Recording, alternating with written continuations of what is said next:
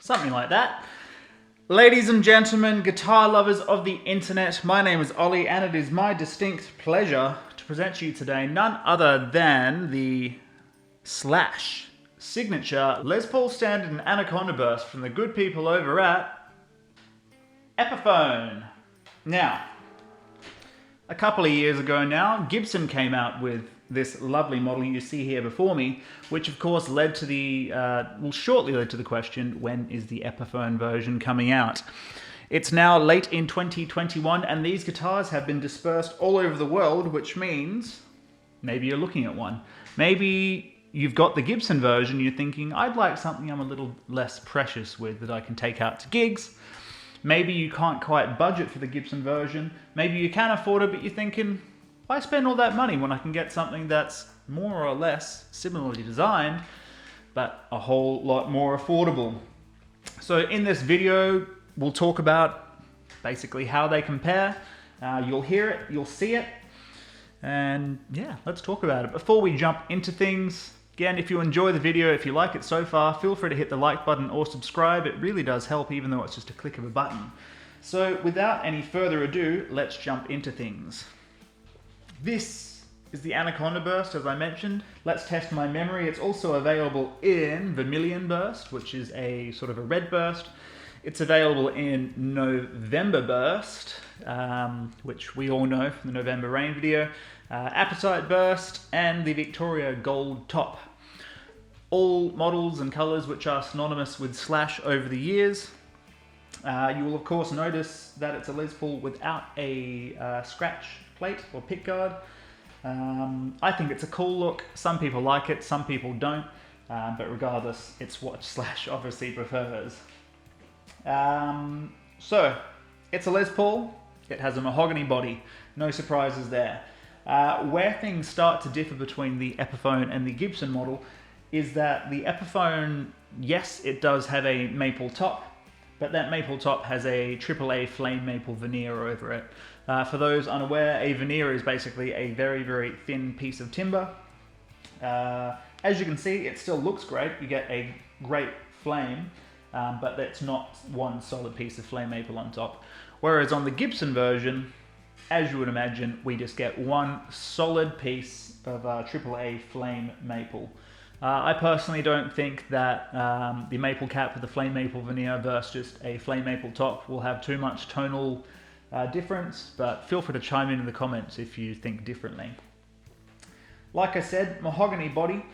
Probably one of the biggest differences between the guitars is what the entire guitar is finished in. So Gibson, the Gibson version, as with pretty much every Gibson, it will be finished with a nitrocellulose lacquer, which is basically, you know, what they used to use back in the day, in the 50s and 60s. It's a thinner lacquer, which basically means that, you know, because it's not applied as thick, you could say that the guitar has more room to breathe. I think that applies more so to the acoustic nature of the guitar. It's not gonna, you know, it's not gonna influence the sound that's coming out of your big Marshall stack in your mum's basement.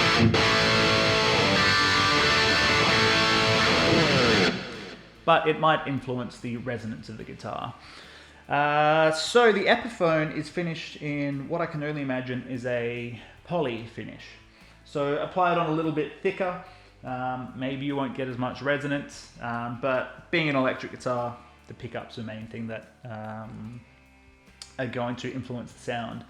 A good thing about poly is that it's actually a little bit more resistant to, scratches, dents, anything like that. It's a bit harder, whereas a nitrocellulose finish on your Gibson, again, which is why I said, maybe if you've got a Gibson or you don't want a guitar you're going to have to be so precious about, the Gibson is going to wear a little bit easier. It's also going to smell very nice. I don't know how many of you have had the pleasure of opening a Gibson case and just being hit by that beautiful nitro smell, but that's one plus of having a Gibson. So poly finish on this guitar, 2 volume, 2 tone, pretty standard for a Les Paul. This does have orange drop capacitors, CCS pots, which is something that Epiphone started to come with in 2020 when they basically revamped the range. So that's good. In terms of the hardware, we have, on the Gibson version, we have the more traditional ABR1 bridge, aluminium tailpiece, whereas this has Epiphone's lock tone bridge and tailpiece. Basically, I think it's a good thing actually. I dare say it's a better thing than the Gibson's version. Basically, because of the design, there is more contact between, the strings, between the tailpiece and the bridge and the body. It's a tighter fit, which, if we're going to go with having the poly finish, is going to, reduce the amount of resonance or vibration you might get with the guitar. That's going to help to bring that up. Resonance and vibration aside, some people would argue that it's definitely a bonus on this guitar because of that tighter fit, the lock tone. When you take all the strings off, when there's no tension from the strings, it's not going to fall off. It's not going to potentially dent your guitar. It's not going to, fall under a couch or something. So that's definitely a bonus. 3-way toggle, rhythm, middle, treble, and the pickups. This is probably, again, besides the finish, one of the bigger differences between the two guitars. On paper, in terms of specs, the pickups are very, very similar. So this has what's called custom ProBucker 2 pickups. The 2 indicates that they use Alnico 2 magnets, whereas the Gibson version has custom burst bucker 2s. So basically Epiphone's version and the burst bucker, which is what you'll see in lots of Gibson guitars. Again, on paper, they're very, very similar pickups. If you read on some forums, some people will say that these are waxed and potted differently. But similar to, I did a similar demo with the Epiphone versus the Gibson Firebird with the mini humbuckers, and they both sound great. A lot of people actually prefer the sound of Epiphone pickups in that they're a little bit more raw, they're a little bit more lively, whereas the Gibson pickups, maybe technically they're better, but they're a little bit cleaner. They almost sound like they've been, produced in the studio or something. They've got a bit of compression on them to tighten things up. So yeah, look, don't feel like you're getting bad pickups in this per se. They are great pickups. But yeah, that's just a difference. Pro bucker versus burst bucker. So that is the body. It's the hardware, it's the pickups. Let's move on to the neck, fretboard, and headstock. So in terms of the profile, this is actually a custom Slash profile. I believe it's a 59 custom C or something. Basically what it is, it's not quite a big baseball bat 59. It's not quite a skinny 60 or a slim taper neck. It's somewhere in between. Dare I say it's closer to a thicker 59 neck, but they've just, they've rounded a little bit more, they've made it a little bit more comfortable, obviously to what Slash likes. And I like to think that you'll probably find it quite comfortable as well. I certainly do. Mahogany neck, again, fairly standard for a Les Paul. We've got cream binding all over the neck and the body, I should say. It's actually executed very, very nicely. Obviously, when you go for more of a, well, this isn't really a budget Epiphone, but when you go for a more affordable instrument, you're going to think, okay, is the binding, where are those like key key production elements going to taper off. But again, the binding is definitely great on this guitar, executed very well. Indian Laurel, I believe, is what we have on the fretboard, versus Rosewood on the Gibson. As you can see, it's a very, very nice piece of Laurel. Funnily enough, I actually tend to prefer the look of Laurel to a lot of manufacturers such as Fender have started to use Power Ferro. Power Ferro can be a little bit more inconsistent, I like to think. You can get a lot more, you can get some dark Power Ferro, but you can get, you know, lighter Power Ferro as well. And inconsistency basically is what I'm not such a fan of. Whereas Laurel, every bit of Laurel I've seen has been uniform in its look. It's been quite nice and dark, as you certainly see right here as well. Medium jumbo frets, very, very comfortable. You've got 22 of them. And we've got a Graphtec nut, which is very nice. Graphtec obviously being a synthetic bone substitute. It's not great to breathe in bone whilst you're filing it down, which is one thing, but a lot of people don't like to use bone on their guitars as well. So prevents string slipping for the guitar going out of tune, which is very, very important. And yeah, no qualms here. It's cut nicely. Don't really have any buzz down close to the nut, stays in tune. So good work, Epiphone. In terms of the truss rod cover, it's a finer detail you'll notice between the Gibson and the Epiphone. The Epiphone actually just comes with the signed Slash signature truss rod cover. The Gibson comes with it stock on the guitar, but it also comes with a blank one if you don't want the signature. Whilst I do remember as well, the Gibson also comes with, it does come with a scratch plate, but not installed. So if you want to have that option, Gibson have thought of you. 60s style Kalamazoo era headstock, which is something that Epiphone have brought in again over the past couple of years. Looks a bit more classic, looks great.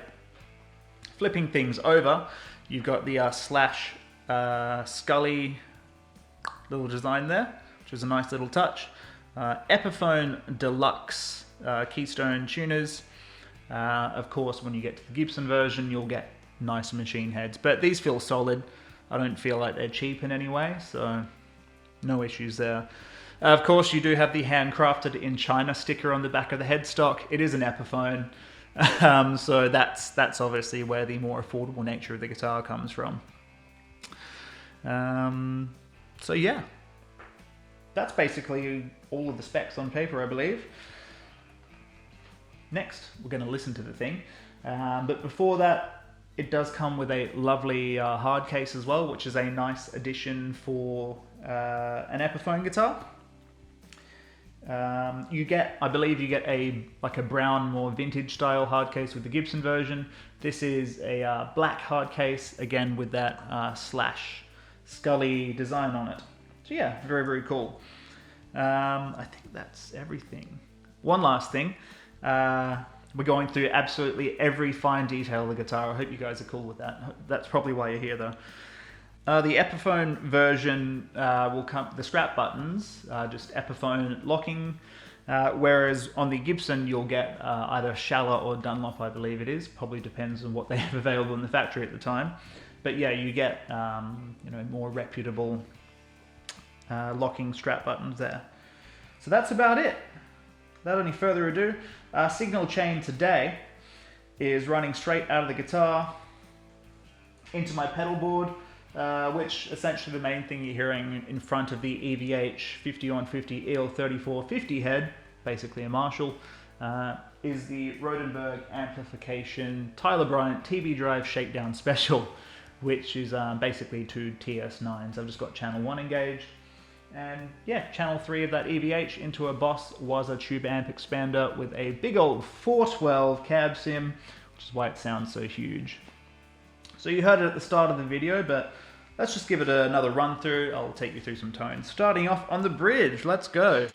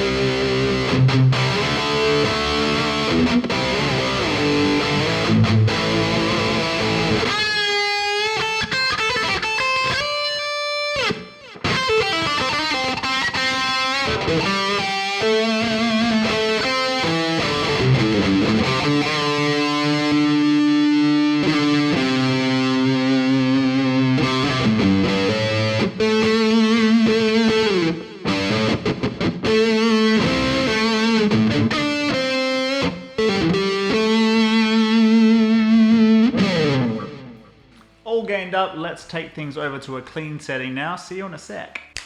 Good to see you. Alright, so clean sound, again, just channel 1. Of course, I've got all the gain engaged off.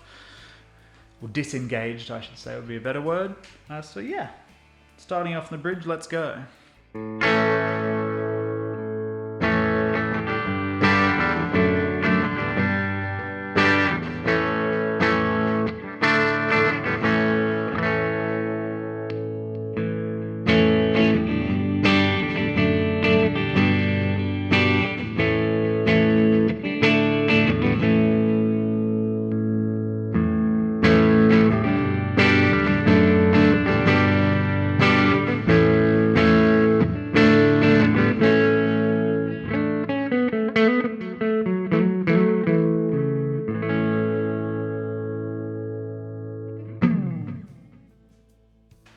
Clean sounds, I'd say the pickups, they do what they're designed for. They're built for, you know, those great clean, lots of clarity, ballad clean parts. And then of course they're built to handle lots of high gain as well. Being on Eco 2, they're not too high output, but they're not too low. They're that perfect middle ground for hard rock. Maybe a little bit of metal, but yeah, hard rock all the way, baby. I think that's all the sounds, I think that's all the specs. Let me know if I've missed anything, let me know if you have any questions in the comments. But otherwise, yeah, I am definitely very impressed with the guitar. I think, especially in the past couple of years, Epiphone have really proven themselves in terms of, you know, their quality control, the actual design and build of the instruments. It's not so much that, you know, I wasn't expecting it to be, oh, here comes an Epiphone again. It's going to really need a setup. It's not going to be anything special, but this guitar especially, it's a little bit more than your average Epiphone, but by all means, it's a great guitar. So thanks for hanging out, guys. This has been Ollie, and I will see you next time. Cheers.